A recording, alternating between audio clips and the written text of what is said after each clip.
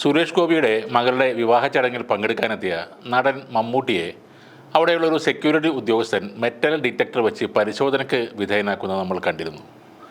എന്നാൽ ഒപ്പമുണ്ടായിരുന്ന മോഹൻലാലിനെ പരിശോധന കൂടാതെ കടത്തിവിടുന്നതുമായ ആ വീഡിയോ സാമൂഹ്യ മാധ്യമങ്ങളിൽ വൈറലായി മാറിയിരുന്നു. പലരും ചില ഗൂഢലക്ഷ്യങ്ങളോടെ മമ്മൂട്ടിയും ലാലും തമ്മിലുള്ള പ്രിവിലേജ് വ്യത്യാസം എന്ന കുറിപ്പോടെയാണ് ആ വീഡിയോ ഷെയർ ചെയ്തിരുന്നത്. കയ്യിലുള്ള മെറ്റൽ ഡിറ്റക്ടർ ഉപയോഗിച്ച് പരിശോധന നടത്തുന്ന ഉദ്യോഗസ്ഥന് മുന്നിൽ മമ്മൂട്ടി കൈ ഉയർത്തി നിൽക്കുന്ന ദൃശ്യവും വീഡിയോയിലുണ്ട്. തൊട്ട് പുറകെ വരുന്ന മോഹൻലാലിനെ ഹാൻഡ് ഡിറ്റക്ടർ കൊണ്ട് പരിശോധിക്കുന്നില്ല എന്നതാണ് പലരുടെയും പ്രശ്നം. കൂടാതെ മമ്മൂട്ടിയെ പരിശോധിച്ച അതേ ഉദ്യോഗസ്ഥനാണ് ലാലിനെ പരിശോധന ഇല്ലാതെ കടത്തിവിടുന്നത്. സോഷ്യൽ മീഡിയയിൽ ആ വീഡിയോയ്ക്ക് കമൻ്റായി മതം തലക്ക് പിടിച്ചവർ പലതും എഴുതി വിടുന്നുണ്ട്. മമ്മൂട്ടിയെ പരിശോധിച്ചത് അദ്ദേഹം മുസ്ലിം ആയതുകൊണ്ടല്ലേ എന്നാണ് പലരും അവിടെ ചോദിച്ചിരുന്നത്. മോഹൻലാലിനെ കടത്തിവിടുമ്പോൾ മമ്മൂട്ടിയെ തടഞ്ഞതും അതേ കാരണം കൊണ്ടാണ് എന്നാണ് അവർ പറയുന്നത്. എന്നാൽ മോഹൻലാൽ അവിടേക്ക് കടന്നു വരുന്നത് ഒരു ഡോർ വഴിയാണ്, അതും ഒരു മെറ്റൽ ഡിറ്റക്ടറാണ്. അതുകൊണ്ടാണ് അദ്ദേഹത്തെ വീണ്ടും പരിശോധിക്കാതെ കടത്തിവിട്ടത്. മമ്മൂട്ടി ആ വഴി വരാത്തത് കൊണ്ട് കയ്യിലിരുന്ന ഉപകരണം കൊണ്ട് ആ ഉദ്യോഗസ്ഥൻ പരിശോധിച്ചു. സുരേഷ് ഗോപിയും ഇങ്ങനെ പരിശോധിച്ചിട്ടുണ്ട്. അത്രയുള്ള കാര്യങ്ങൾ അത് പോലീസ് തന്നെ വ്യക്തമായി പറയുകയും ചെയ്തിട്ടുണ്ട്.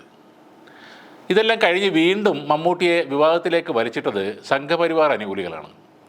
മോഡി അടുത്തെത്തുമ്പോൾ കൈകെട്ടി നിന്ന മമ്മൂട്ടി പ്രധാനമന്ത്രിയെ ആദരിച്ചില്ല എന്ന രീതിയിലായിരുന്നു അവരുടെ പോസ്റ്റുകൾ. അതും വെറുതെ കെട്ടിച്ചമച്ച വാർത്തയായിരുന്നു. മോഡി തൻ്റെ അടുത്തേക്ക് വന്നപ്പോൾ ചിരിച്ചുകൊണ്ട് നമസ്കാരം പറയുകയും ഹസ്തദാനം നൽകുകയും പിന്നീട് മോഡി കൊടുത്ത അക്ഷതം അദ്ദേഹം സ്വീകരിക്കുകയും ചെയ്തിരുന്നു. ഒരു രാജ്യത്തെ പ്രധാനമന്ത്രി ആരാണെന്നും ആ പദവി എന്താണെന്നും നല്ല ബോധമുള്ള ആൾ തന്നെയാണ് മമ്മൂട്ടി. ഇതൊരു ഒറ്റപ്പെട്ട സംഭവമല്ല. മമ്മൂട്ടി എപ്പോഴും ഹിന്ദുത്വവാദികളുടെ കണ്ണിലെ ഒരു കരടാണ്. ഈയിടെ ഒരാൾ മമ്മൂട്ടി മരിച്ചു പോകണം എന്ന തൻ്റെ ആഗ്രഹം വിളിച്ചു പറഞ്ഞിരുന്നു.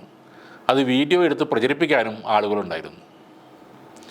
ജാതി, മതം, വർഗം തുടങ്ങിയ പരിഗണനകൾക്ക് അതീതമായി ഉയർന്നാൽ മാത്രമേ നമുക്കൊരു രാഷ്ട്രമെന്ന നിലയിൽ മുന്നേറാൻ സാധിക്കുകയുള്ളൂ.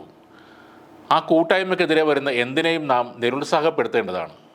ഇത് മമ്മൂട്ടി പറഞ്ഞ വാക്കുകളാണ്.